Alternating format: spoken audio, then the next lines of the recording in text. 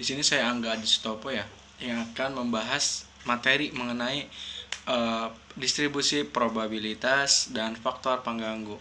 Nah, di sini dijelaskan bahwa distribusi probabilitas itu sendiri menggambarkan besarnya probabilitas pada semua nilai yang mungkin terjadi dari setiap eksperimen. Distribusi ini juga digunakan dalam uji statistika hingga diperlukannya perumusan model ekonometrika seperti pada persamaan 1 di bawah ini. Nah, di bawah ini ada rumus yang dijelaskan untuk membahas distribusi probabilitas. Pertama yaitu YI sama dengan beta 0 ditambah beta 1 XI ditambah UI. Nah, di mana terdapat UI yang merupakan faktor pengganggu. Menurut Nazamuddin tahun 2020, faktor pengganggu atau disturbances merupakan suatu pernyataan tentang kesalahan atau error ya dalam nilai-nilai variabel yang diobservasikan pada persamaan satu sebelumnya, memperlihatkan model dalam satu persamaan dan dua variabel, serta merupakan model konsumsi Keynes. Dalam model yang menggambarkan suatu fenomena yang kompleks, hanya variabel pentinglah yang dipengaruhi dan yang mempengaruhi yang dimasukkan ke dalamnya. Selain daripada itu, dapat disebut faktor pengganggu atau disturbances yang dianggap sebagai variabel acak atau random variable.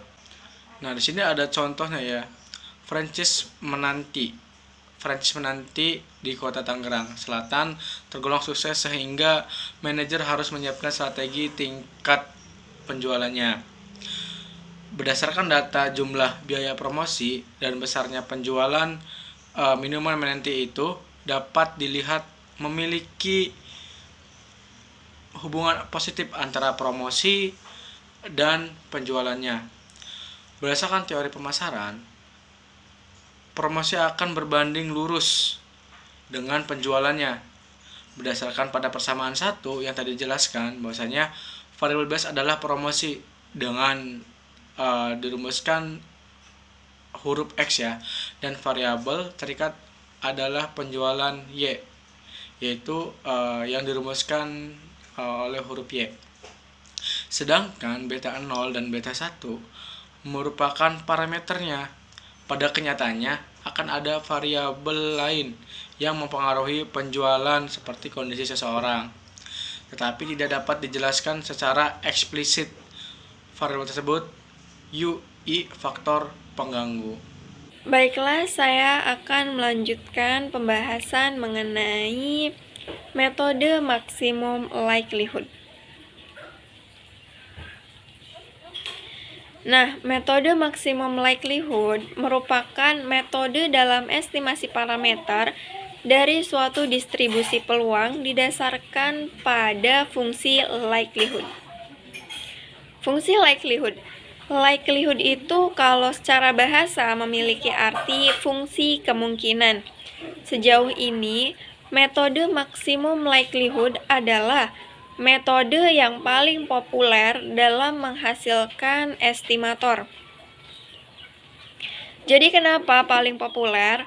Karena estimator yang dihasilkan dari metode maksimum likelihood ini, jika dibandingkan dengan metode lainnya, biasanya menghasilkan estimator yang paling baik.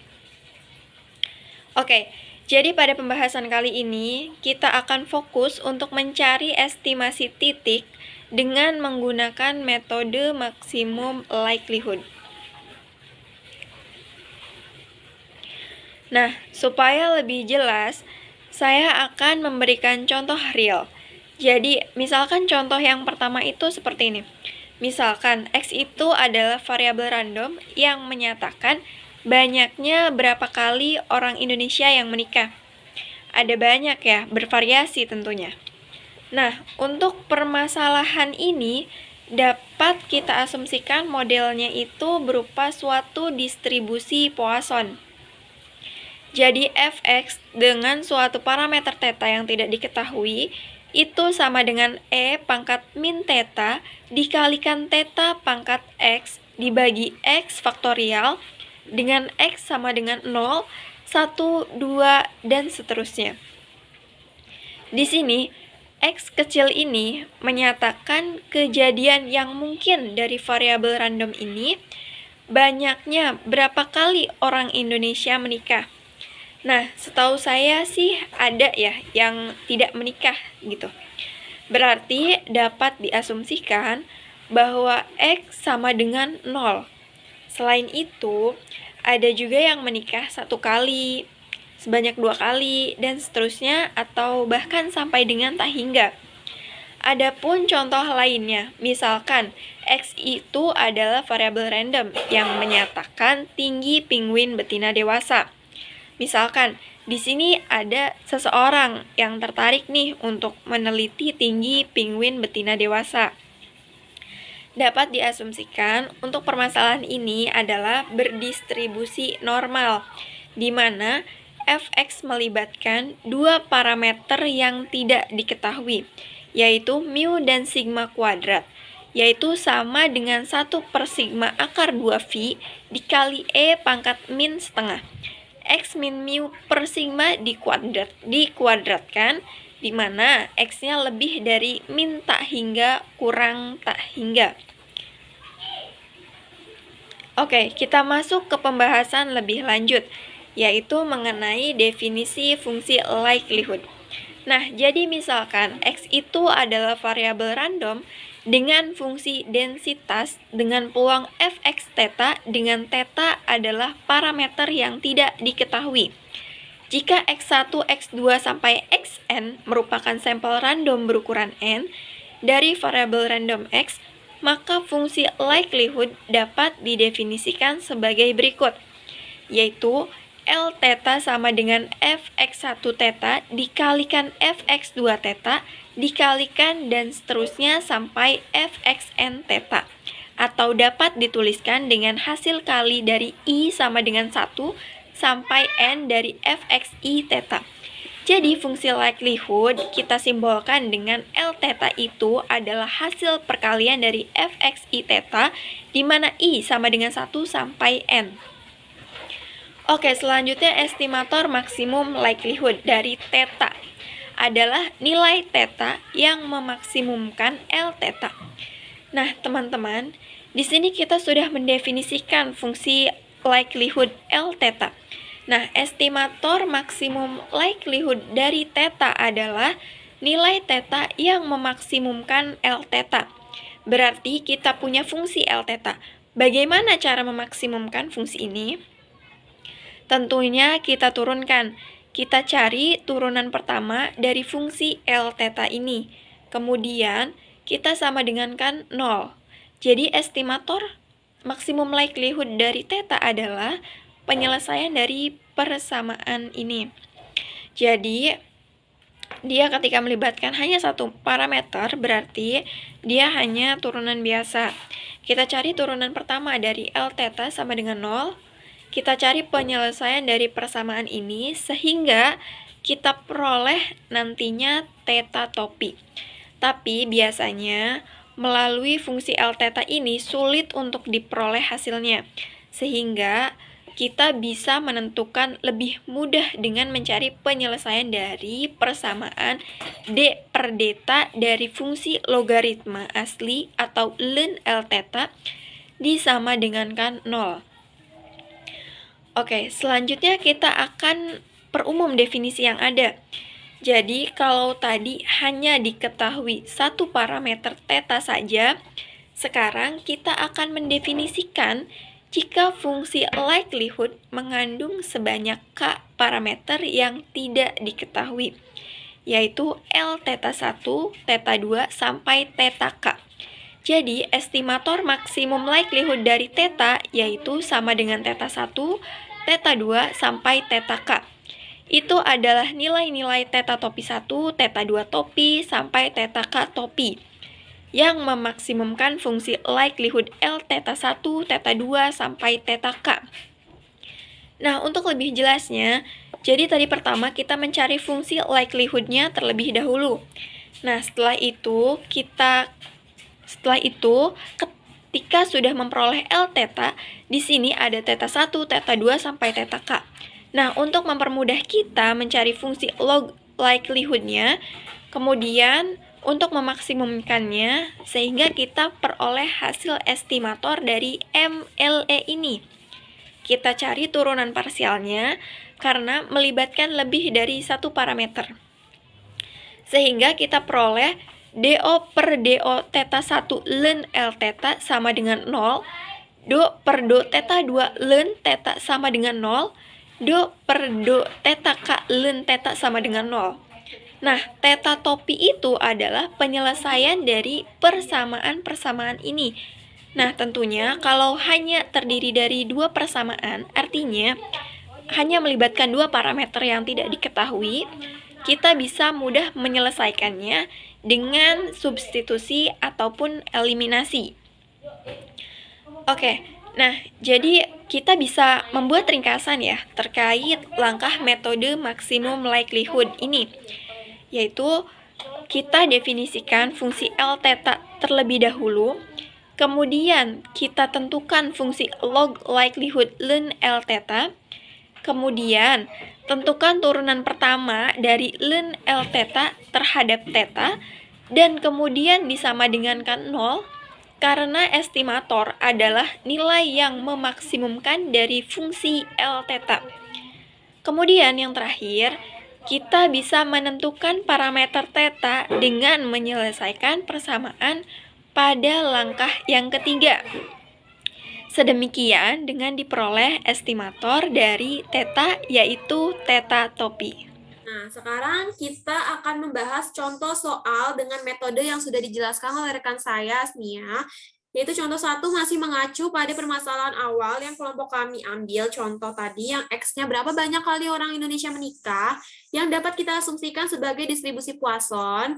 Kalau kita nyatakan sebagai distribusi matematik, yaitu misalkan X1, X2, sampai dengan Xn merupakan sampel random dari variabel random X berdistribusi Poisson atau Poisson dengan parameter theta, maka tentukan estimator theta. Nah, ini nih parameternya cuma ada satu ya, yaitu theta ya teman-teman ya. Kita akan coba selesaikan dengan metode maksimum likelihood. Oke? Nah, langkah pertama mencari fungsi likelihood-nya. Karena X diketahui distribusi Poisson dengan parameter theta, kita bisa tuliskan menjadi fx theta sama dengan theta pangkat X kali X min theta per X faktorial, yaitu X sama dengan 0, 1, 2, dan seterusnya. Oke? Nah, fungsi likelihood di mana hasil perkalian tadi, di mana fxi, di mana i sama dengan 1 sampai dengan n, nih teman-teman, yaitu theta xi kali min theta per xi faktorial, ya teman-teman ya. Oke, ini fungsi likelihood yang kita dapatkan. Nah, sehingga bisa kita uraikan ya.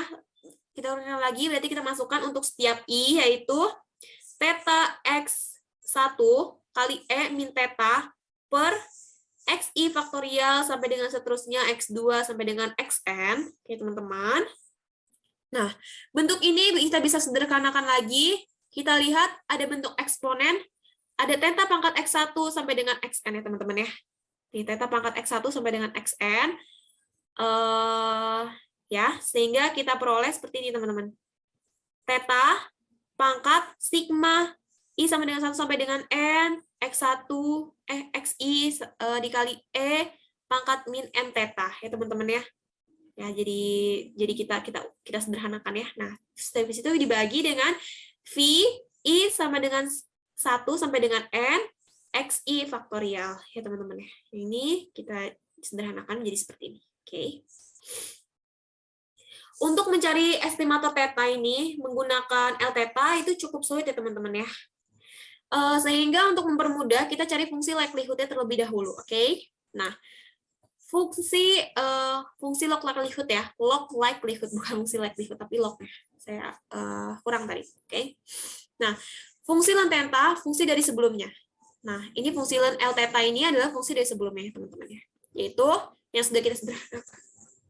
Yaitu ln Theta sigma I sama dengan 1 sampai dengan N, maksudnya pangkat ya.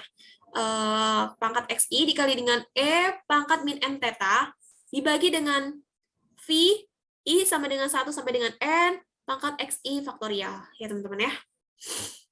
Kita sederhanakan lagi, pangkat bisa kita pindahkan ke depan. Jadi teman-teman, maksudnya kita sederhanakan lagi ya, maksudnya belum sampai sini nih, kita yang ini dulu.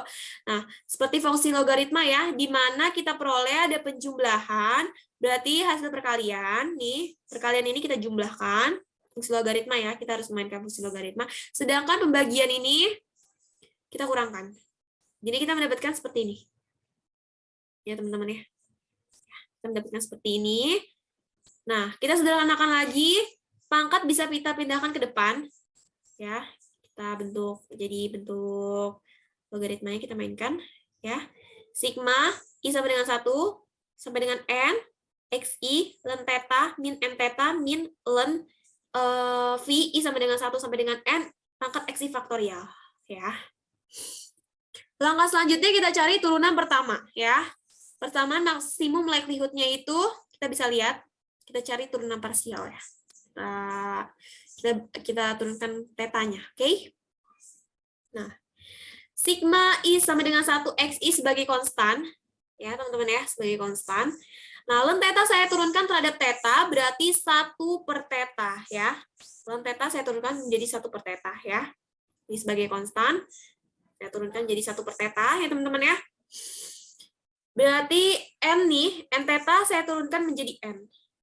Karena tetanya udah habis karena diturunkan turunan parsial ya seperti biasa teman-teman ya, kalau misalkan itu berarti sudah habis ya. Nah sedangkan ini dari theta jadi ya udah 0 aja. Oke ya. Selanjutnya kita selesaikan ya dari persamaan atas, kita dapat tuliskan theta sama dengan 1 per N, sigma I sama dengan 1 sampai dengan N kali XI sama dengan, atau dengan kata lain bisa disebut juga dengan X bar. Oke teman-teman.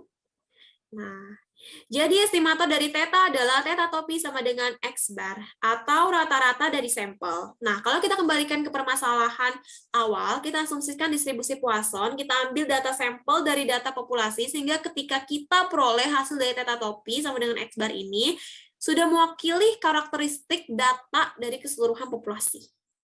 Nah, contoh soal yang kedua, selanjutnya ya, contoh soal kedua, kita mengacu pada 2 parameter, yaitu contoh yang kedua, kita mengambil contoh real seorang peneliti ingin mengetahui tinggi penguin betina dewasa. Nah, dalam contoh ini kita bisa mengacu pada distribusi normal ya, teman-teman ya. Nah, misalkan X1, X2, sampai dengan Xm merupakan sampel random dari variabel random X berdistribusi normal, N mu sigma kuadrat, maka tentukan estimator untuk mu topi dan sigma kuadrat hat atau topi. Oke. Nah, kita coba selesaikan dengan metode maksimum likelihood ya, teman-teman. Langkahnya sama, kita mendefinisikan terlebih dahulu fungsi likelihood-nya. Oke, fungsi likelihood-nya kita definisikan.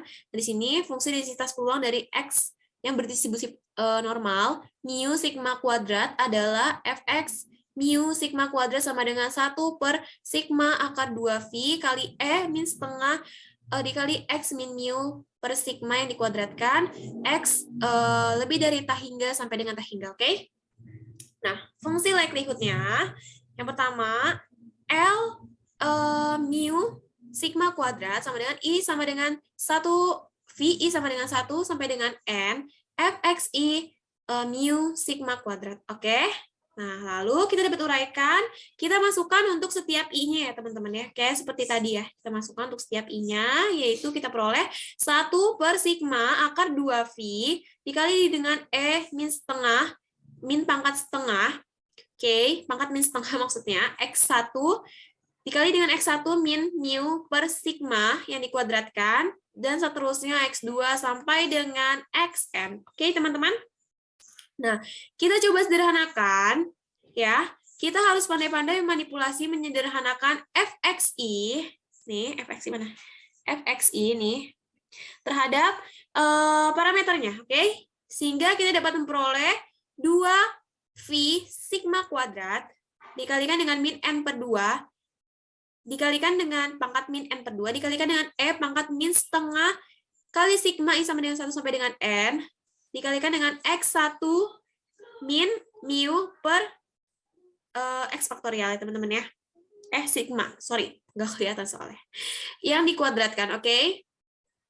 Lalu, langkah selanjutnya untuk mempermudah perhitungan kita cari fungsi log likelihood-nya ya teman-teman ya. Kita cari nih fungsi log likelihood-nya, oke? Yaitu, sifat-sifat logaritma yang pertama kita harus pahami ya, untuk menyelesaikan hal-hal yang serupa. Ya teman-teman ya. Nah, ini sama ya teman-teman ya, seperti yang tadi kita pakai fungsi yang sebelumnya. Ya, lalu kita jadikan fungsi log likelihood, oke? Nah, jadi seperti ini. Sama aja ya kayak tadi ya. Nah, pokoknya kita bisa dapatkan ini, nih, kita bisa dapatkan min n per 2 ln 2V sigma kuadrat min 1/2 dari sini. Kali sigma I sama dengan 1 sampai dengan n, yang dikalikan dengan xi min mu per sigma yang dikuadratkan. Ini kita harus tahu ya, teman-teman. Kita pakai fungsi logaritma, oke? Nah, min n per 2 ini bisa kita kedepankan ya. Bisa kita kedepankan. Sehingga kita dapat ln 2V sigma, oke, kuadrat. Nah, terus seterusnya seperti itu boleh teman-teman. Nah, dari situ karena kita pakai sifat logaritma ya. Nah, kita sederhanakan lagi untuk mencari turunan berikutnya menjadi seperti ini teman-teman. Min n per 2 ln 2V min n per 2 ln sigma kuadrat min 1/2 sigma kuadrat dikalikan dengan sigma I sama dengan 1 sampai dengan n dikalikan dengan xi min mu yang dikuadratkan, oke? Karena di sini ada sigma yang tidak tergantung I, saya bisa pindahkan 1/2 sigmanya. 1/2 sigma kuadrat ya teman-teman ya. Karena di sini ada sigma tidak bergantung dengan I, maka saya bisa pindahkan 1/2 sigma kuadrat ya. Ini jadi 1/2 sigma kuadrat, makanya itu saya bisa pindahkan sigmanya menjadi sini ya teman-teman ya. Nah, sehingga kita peroleh persamaan likelihood-nya adalah turunannya terhadap turunan parsial. Jadi kita turunkan lagi terhadap turunan parsial. Jadi kita turunkan terhadap mu terlebih dahulu dan fungsi ln L mu sigma kuadrat. Oke? Jadi kita turunkan mu dulu, baru kita turunkan terhadap sigma kuadrat. Oke? Jadi kita turunkan turunan parsial ya. Oke? Nah, suku ini kan nggak mengandung mu ya. Nggak ada, adanya cuma apa nih? Pi ya. Suku ini juga tidak mengandung mu. Nah, suku ini mengandung mu. Nah, mu kita turunkan terhadap mu, kita anggap sebagai konstan, tapi sebelumnya itu kita jabarkan terlebih dahulu ya, teman-teman ya. Kita bukan jabarkan ya, tapi kita sederhanakan terlebih dahulu. Nah, ya teman-teman ya, ini kan tidak mengandung mu, jadi kita jabarkan saja yang ini dulu. Kita sederhanakan ini. Sederhanakan, yaitu kita dapat nih, kita sederhanakan ya. Nih kan awalnya sigma I sama dengan 1 sampai dengan n x dikali xi min mu yang dikuadratkan. Lalu kita kali aja ya xi min mu, kita kali dengan xi min mu lagi, kita dapat jabarkan seperti ini. Lalu kita buat bentuk sigmanya itu kayak gimana sih biar supaya gampang untuk kita turunkan ya, teman-teman. Kita dapatkan seperti ini, yaitu sigma I sama dengan 1 sampai dengan n yang dikalikan dengan xi pangkat 2 min 2 mu yang dikalikan dengan sigma I sama dengan 1 sampai dengan n dikalikan dengan xi plus n mu kuadrat. Oke?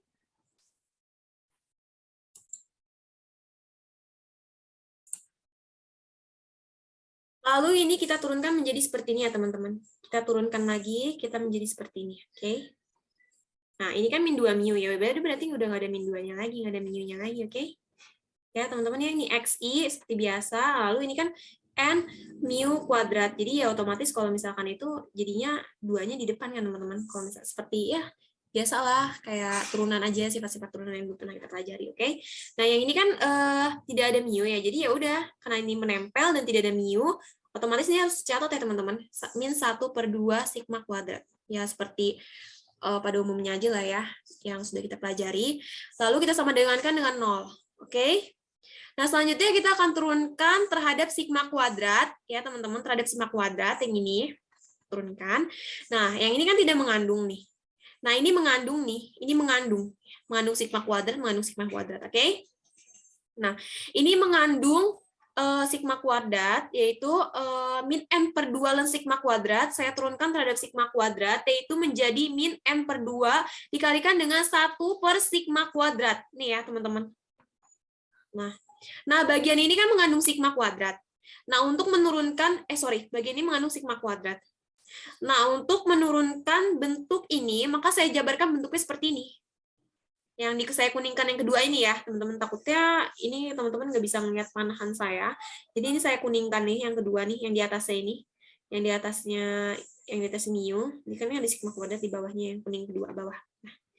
Nah, untuk menurunkan bentuk ini, maka saya jabarkan bentuknya seperti ini. Yaitu 1/2. Tapi ini baru saya sederhanakan ya. Nah, nanti turunannya baru yang di sini nih. Ini kotak kedua ini nih. Nih, yang ln sigma kuadrat ini. Nah, saya sederhanakan bentuknya 1/2 sigma kuadrat pangkat min 1 dikalikan dengan sigma i sama dengan 1 sampai dengan n dikalikan lagi dengan xi min mu yang dikuadratkan. Oke. Nah, saya hanya menurunkan dari sigma kuadrat ini, nih di sigma kuadrat sini nih. Aduh, bisa lihat ya teman-temannya nanti. Mana ini? Kursor saya, kursor. Pokoknya ini yang kedua nih ya. Yang atasnya ini, yang kedua ini ya. Yang kedua ini. Nah, ini kan pangkatnya kan min 1. Jadi, kalau kita turunkan, jadi min 1 dikurangi dengan min 1, otomatis jadi min 2. Ya, teman-teman ya. Min 2. Jadi, ya seperti biasa lah ya, penurunan itu gimana. Oke. Jadi, min 2 ya, teman-teman ya. Nah, otomatis yang ini nih, sama seperti yang atas, karena ini mengandung mu, dan menempel, dan tidak ada sigmanya, sama seperti ini kan ada sigma tapi tidak ada mu tapi menempel ya, jadi otomatis ini langsung tulis saja. Nah, kita sama dengan lagi dengan 0, oke? Nah, selanjutnya kita sederhanakan lagi yang ini, yang sigma kuadrat ini. Nah, kita kalikan dengan 2 sigma pangkat 4 karena kedua ruas ini mengandung pangkat 2 ya. Nah, pangkat 2. Habis itu kita dapat memperoleh bentuk ini. Bentuk yang saya orenkan. Yang kedua, yang di bawahnya. Yang di bawah mu ya. Ini, saya dapatkan bentuk ini, yaitu min n sigma kuadrat plus sigma i sama dengan 1 sampai dengan n, dikalikan dengan xi min mu yang dikuadratkan sama dengan 0. Oke. Nah, langkah selanjutnya, mencari dua penyelesaian ini. Persamaan, nah yang ini nih. Persamaan pertama yang ini, yang min 1/2 sigma kuadrat dikali min 2, min 2 dikali dengan min 2 sigma i sama dengan 1 sampai dengan n dikali xi plus 2 n mu sama dengan 0 nih, persamaan 1. Nah, persamaan 2 itu yang ini. Min n sigma kuadrat plus sigma i sama dengan 1 sampai dengan n dikali dengan xi min mu yang dikuadratkan sama dengan 0. Oke? Nah, dari yang pertama kita bisa bagi nih dari yang ini nih. Ini yang mu ya, yang mu yang turunan mu ini. Kita bisa bagi dari sini ya. Nih. Kita bisa bagi dari sini, yaitu min 1/2 sigma kuadrat, sehingga kita peroleh mu sama dengan 1/n, dikalikan sigma i sama dengan 1 sampai dengan n, xi, tidak lain disamadengankan dengan x bar. Oke? Nah, jadi kita bagi min setengah sigma kuadrat, nih, min setengah sigma kuadrat, sehingga kita bisa dapatkan bentuk ini. Ya, teman-teman ya. Jadi bentuknya ini sama dengan mu sama dengan 1/n dikalikan dengan sigma i sama dengan 1 sampai dengan n dikali xi sama dengan x bar. Oke? Atau kita bisa sebut juga dengan mu sama dengan x bar ya. Nah, untuk persamaan kedua, hasilnya adalah sigma kuadrat sama dengan 1/n dikali dengan sigma i sama dengan 1 sampai dengan n dikali xi min mu yang dikuadratkan. Nah, estimator kita adalah mu dan sigma kuadrat topi, itu adalah hasil dari kedua persamaan ini. Nah, mu sama dengan x bar, sehingga sigma kuadrat melibatkan mu. Nih, sigma kuadrat melibatkan mu ya, yang kedua, persamaan kedua ini. Nah, jadi tinggal kita substitusikan aja. Nah, kita bakal substitusikannya di slide selanjutnya. Oke? Nah, yang mempunyai penyelesaian seperti ini, teman-teman. Mu sama dengan, sama aja ya. Sama saja ya teman-teman ya, karena sigma kuadrat maaf nih sama saja ya teman-teman ya, karena kita sudah substitusikan kita bisa mendapatkannya seperti ini nih. Mu sama dengan 1/n dikali sigma i sama dengan 1 sampai dengan n, xi sama dengan x bar, dan sigma kuadrat sama dengan sigma I sama dengan 1 sampai dengan N dikalikan dengan XI min X bar yang dikuadratkan dibagi dengan N. Oke? Kita bisa dapatkan bentuk kayak ini karena kita sudah mensubstitusikan ya kan. Jadi kita dapat peroleh estimator dari mu adalah mu topi atau mu hat dan sama dengan X bar, dan estimator dari sigma kuadrat adalah sigma kuadrat hat atau topi sama dengan sigma I sama dengan 1 sampai dengan N dikali dengan XI min X bar yang dikuadratkan per N. Oke, teman-teman. Jadi seperti itu, kita harus pahami lagi bentuk-bentuk logaritma dan juga eksponen ya teman-teman. Ya, sekian kayak dari kelompok kami. Assalamualaikum warahmatullahi wabarakatuh.